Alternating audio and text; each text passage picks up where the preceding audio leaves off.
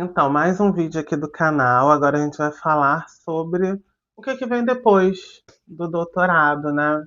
A gente faz o doutorado e tal, e muita gente fica me questionando o que veio depois. Veio muita correria. Veio muita correria, porque assim, eu nunca tive um emprego formal até então. Na verdade, eu nunca tinha trabalhado efetivamente, a não ser com pesquisa. Que a pesquisa é um trabalho, tá, gente? A gente realmente rala bastante para conseguir apresentar os resultados. A gente tem que fazer muitas leituras, observações. E quando eu falo leitura, é tipo, vocês estão vendo essa estante?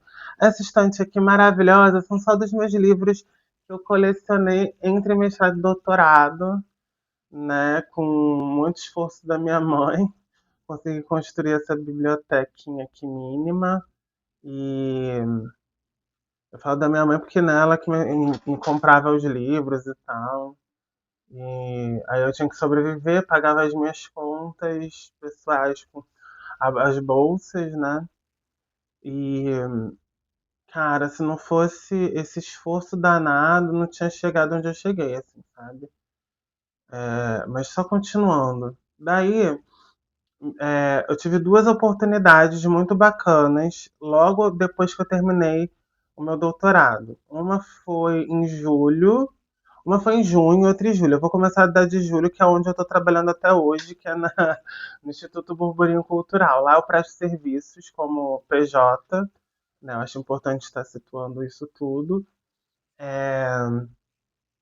E como pessoa jurídica, né? Eu presto serviços de assessoria científica, auxilio em toda a parte científica. Outro dia mesmo eu estava sistematizando ali alguns dados muito bacanas de um dos projetos e fiquei todo feliz.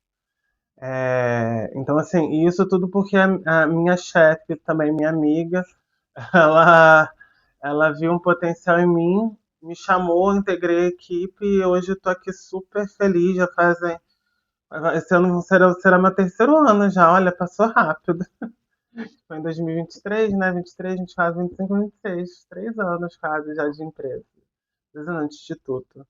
Mas, enfim, aí a outra oportunidade que eu tive foi como secretário na pós-graduação, né? Que conforme eu falei. E assim, gente, é muito bacana você ver que as pessoas estão te dando oportunidades para você crescer, porque querendo ou não, muita gente fala assim, não, assim, é um trabalho menor. Eu não acho que existe trabalho maior ou menor, existe trabalho. Tem trabalho, eu tô indo. São muito simples assim. E eu aprendi tanto, eu aprendo muito lá no trabalho do Instituto, que eu tô até hoje. Eu aprendi demais quando eu estava lá como secretária. A gente tem que aprender a fazer documentos, a se comunicar com pessoas que você nunca viu na vida. Tem muita coisa assim, eu aprendi muitas coisas bacanas, eu me integrei mais ainda ao programa de pós-graduação em mídia cotidiano. Foi muito trabalhoso, não nego, mas todo esse trabalho valeu a pena porque o programa avançou. Eu vi colegas avançando com suas pesquisas e colegas que entraram depois de mim, né? E outras turmas de doutorado. Aí você vai lá, pede os documentos, fala, ó, tá livre, pode pegar seu diploma. É tão bom, sabe? É muito satisfatório. E as pessoas muitas vezes não sabem o que pode vir depois de concluir, né, um mestrado ou um doutorado, e se vai ter portas abertas. E assim, eu acho que, de um lado, você demonstrar competência ao longo do seu mestrado, do seu doutorado, já que você está lidando com pessoas diferentes, pode te ajudar a não só arranjar empregos, como foi o meu caso, mas também de ser visto, de ser reconhecido. Porque o que acontece? Não adianta nada você passar o seu mestrado ou seu doutorado também só em branco, não fazer nada, sabe? Não aparecer no sentido de se posicionar. Eu acho que a primeira coisa que eu diria assim de dica é se posicione a todo momento, pergunte quando você tiver dúvida. A pergunta ela é fundamental para você assim aprofundar, enfim, tirar suas dúvidas faz com que você aprofunde questões ali que podem não estar tão bem resolvidas. E uma outra coisa que eu acho que é essencial participe das atividades tanto da pós-graduação quanto atividades fora, como congressos, ações de extensão, dê aula, tudo isso construiu o Pedro que está aqui hoje, tá? E aí, eu estava muito desesperada também, porque eu tinha prestado um processo seletivo de substituto. E eu não tinha passado em primeiro, eu fiquei em quarto. Eu fiquei muito desesperado na época, porque eu queria emendar uma coisa na outra, porque eu não ia ter um emprego à vista, na minha opinião. Né? Eu não sabia que iam ter tantas mobilizações bacanas, eu conseguiria dar conta de tudo. Né? Só que o que acontece? Outra dica: faça processos seletivos de substituto, faça concursos públicos, porque uma hora que você passa, você é aprovado, que aprovado é muito importante. Você tem que aprovar. Se vão te chamar ou não, aí são outros 500. Mas aí aprovando, meu Deus, aí é mágico. Por quê? Porque em 2024 eu fui chamado para ser professor. E foi maravilhoso, assim, o ano de 2024 foi maravilhoso. Assim, eu estava num emprego muito bom, porque eu considero dar aula algo muito bom. Estava super satisfeito, porque eu estava, né, fazendo as minhas outras funções também. Né? Tive que trocar, virar. Tive que passar a sociedade para uma outra pessoa que agora está administrando, por conta, né, das questões legais de assumir um cargo público. Isso aí já fiquem ligados, né? Acho que é importante a gente estar aqui comunicando que tem regras, né? Não é uma casa assim doida, não. Você tem que seguir regras. Eu tive que seguir essas regras, só que assim foi muito bom, sabe? Eu amadureci muito como professor. Tive experiências ótimas, colegas maravilhosos que me ensinaram, me deram dicas, me fizeram crescer junto. Eu tive reuniões muito tranquilas. Isso é muito incrível, né? Porque eu já esperava uma coisa, era uma outra coisa super mais tranquilo. E era um emprego que eu sempre quis ter, né? Que é ser professor universitário. E assim, foi muito bom ver o crescimento de alunos. Eu tive experiências maravilhosas em todos os sentidos.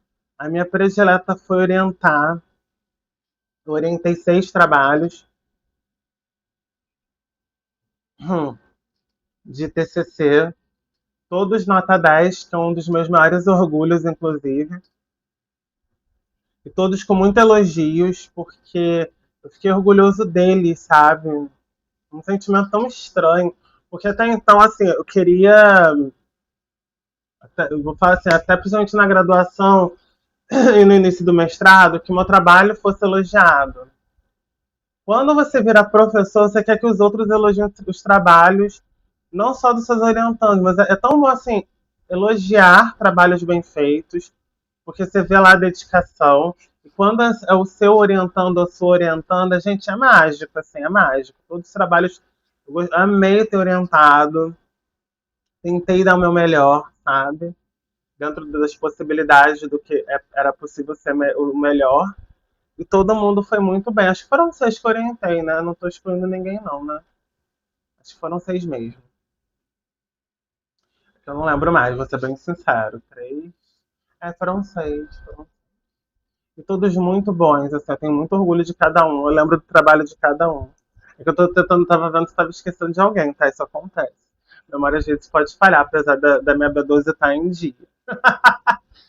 É, E também, assim, as disciplinas foram tão legais, assim, eu amei ter dado cada uma das disciplinas que eu dei.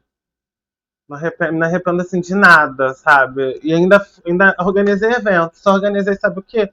O principal evento na área do jornalismo, ali da UF, que é o Controvérsias, que é da professora Larissa. Um beijo enorme, professora Larissa, que é minha amiga muito querida também. Ela ela entrou, né, de pós-doc, eu assumi a vaga dela, e assim, foi ótimo, foi maravilhoso ter, ter dado aula nesse ano que eu fiquei na UF. Foram 6 disciplinas que eu dei, foi muito legal, turmas ótimas, inteligentíssimas. Foram 6, não, foram sete disciplinas.